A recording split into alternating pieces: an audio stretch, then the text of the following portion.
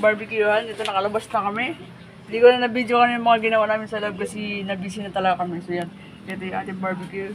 Siya, may ating balunan at saka ulo. Ito, ating pa at saka leeg. Yan. Ito yung tingas, walang takat. Tapos naubos na yung takat. Ito yung dugo at saka hotdog. Tsaka isaw.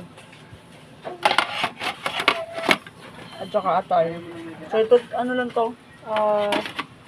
Yung nagkasya lang sa tray natin, nilagay natin sa mamaya. Pwede naman tayo mag-refill pag naubos kasi nasa freezer na nakalagay yung mga stock natin.